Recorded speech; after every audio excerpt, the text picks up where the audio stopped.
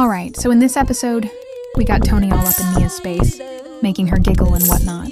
Zane's been trying to ignore it, but Tony's arrogance and the way he's treating Nia finally pushed him over the edge.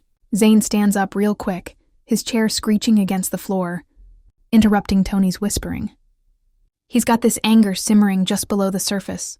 You can hear it in his voice. Zane, all serious and professional, asks Nia to chat about the business proposal, straight up ignoring Tony. There's tension hanging in the air, and Nia looks caught off guard, shifting her gaze between Zane and Tony.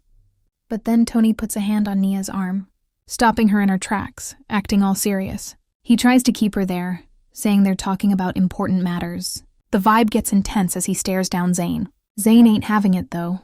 He looks at Tony with disdain, calling him a fly of a being with pure contempt, using that metaphor to show what he thinks of Tony. And then out of nowhere, Tony drops a grape, splattering juice on his shirt, getting all red in the face. He fires back at Zane, sounding all menacing. Zane, cool as a cucumber, raises an eyebrow and keeps poking at Tony with his words, trying to rile him up. Nia's just watching, looking worried as heck. The tension is thick, and we don't know what's going to happen next. It's like a ticking time bomb, guys. Stay tuned to see how this drama unfolds. The phone buzzed. The caller ID flashing Mr. Bow, Esme's father, the club owner. Nia answered, a flicker of surprise crossing her face.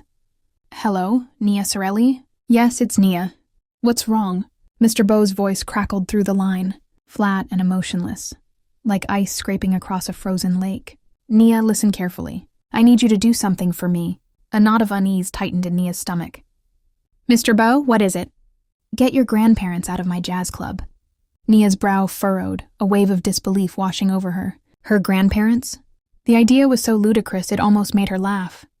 Her grandparents were the epitome of church-going folk, more likely to be found at a bake sale than a nightclub. How they even ended up there was a mystery she couldn't begin to fathom. My grandparents? But how? Is something wrong? Just get them out, Mr. Bow snapped, his voice hardening. I don't have time to explain. And make sure you bring that pretty boy, Ashwood and the blue-eyed blonde Roosevelt too. The line clicked dead, leaving Nia staring at the phone in stunned silence. She lowered the device slowly, her mind reeling. She glanced at Tony and Zane, who were both watching her with a mixture of curiosity and concern. They'd clearly overheard at least part of the cryptic conversation. That was Mr. Bow? Nia said hesitantly, her voice barely a whisper. He wants me to get my grandparents out of the club. She looked from one to the other, her eyes wide with confusion and a hint of fear.